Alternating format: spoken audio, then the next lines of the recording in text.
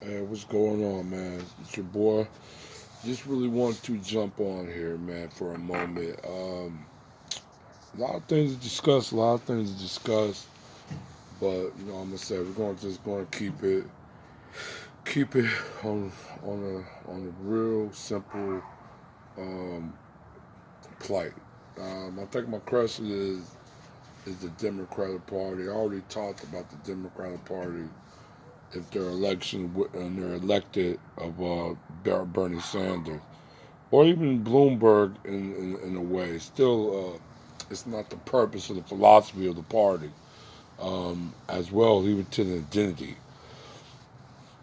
If, like I said, it'd be like a suicide because it's basically like a plight to the country that you gave up on your purpose, you gave up on your identity, you gave up on your philosophy, you gave up on your ideology. So it'll just be a downhill sinking ship at that point. Um, I definitely would want to definitely just put my little bit of 2 cents in it about I think it was on NPR and they're in the Nevada is doing their um, I think it's doing their caucus, the Nevada caucus and something like that. So um, they were just talking about the Hispanic vote, Latin vote, as being the decisive factor in the election. Now, maybe in the Democratic nomination process, yes, it's a factor, um, but it's a party. Um, Now, as a country, that's a whole different thing because you have many factors that come into play, and the Hispanic or Latin population that people want to talk about, it's not really a solidified group. It's not a group that really experienced the similar oppression. A lot of them never experienced certain oppression that other Latin or Hispanic people suffer. Also, as well, you have a lot of that don't identify as well in the racial background or category as many other part of people that's under the Hispanic or Latin um, flagship as well. So you have many fractures of different people that's really just almost like a piece together in an American distinction than a global distinction. Because, like I said, Latin Hispanic is not really referenced or even commonly used in Europe. Like Portuguese, Spain, they don't even use or reference of Hispanic or even Latin. That's to them a very colonial. It's a colonial and it's also an American term. So they're not going to identify with that term under the banner. Like I said, a lot of them is not. Um, they have some certain type of views that they don't view themselves as a minority. Now,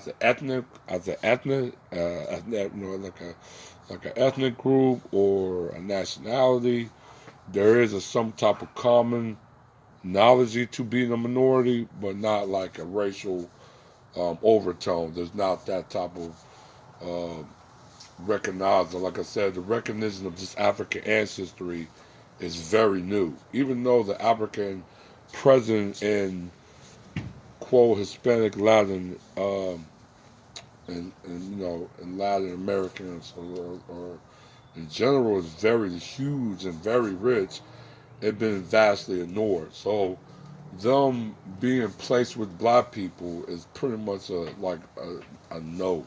It's a no go. Um, but as well, they're voting. They tend to vote along with the majority or the dominant society. Same with Asians. They tend to vote along with the dominant society. Yes, they know of their ethnicity. They kind of know there's similar of a racial differences as well, but they don't view themselves as a bottom caste, and that's just something they're not going to do. A lot of them come from anti-black um, philosophy and ideologies, and even cultural society um, um, imprints. So, I mean, if Democrats want to rely on the Latin Hispanic vote, I mean, they can knock themselves out. They can, the vote can maybe get them a nominee, but the vote is not going to get them a presidential White House. It's just not. They're just not that big of a group that will carry a party. You got a lot of Hispanics that are actual Republican, and you got some that are Democrat, but majority of them is Republican. Especially when you come to like third generation, fourth generation, fifth generation Hispanics. That's American citizens. They have a different analogy of it. Now, I'm not saying all of them don't, because some of them, if they have families that maybe that have some type of connection to an illegal immigrant or a person who basically undocumented immigrant, yes, that's where the concern might be. But if they do not have a connection to that, then they're not going to have that same sympathy. It's just what it is. So it's more of a personal interest than a collective or group interest. It's more of an individual interest. Um, what I really want to just talk about on that as well. It's just also too the bliss. You know, the ignorant of the Democrat Party want to rob the brown vote, as you want to say, but also in some tackling word, they try to attach the brown to the black in almost facing of a similar oppression or similar lineage or similar past. And that's just you can't do because, like I said, the brown and black is it's analogy. It's not really what you would say a race because you got many black people that are brown skinned. You know what I'm saying? You got many quote Latin that are very black dark skinned. So it's kind of like an analogy to it. It's just the thing about it. The Hispanic group or ethnicity is just don't have that similar backdrop as somebody with American that's come from a descendant of American slavery. It just can't be. Even with black immigrants as well. If you're coming from the Caribbean, Africa, even some parts of Latin America, South America, they're still even away from Canada. There's still a lineage loophole that you gotta have direct lines to American slavery. Now there is some people that that come from black immigrants that did not did migrate here, and they did have a common interest of actually participating in black American culture and also experienced the same oppression or similar oppression. But majority, even those black immigrants that did come at those timelines of American, even when it was in the backdrop of slavery or the backdrop of Jim Crow or the backdrop of Reconstruction, and even it was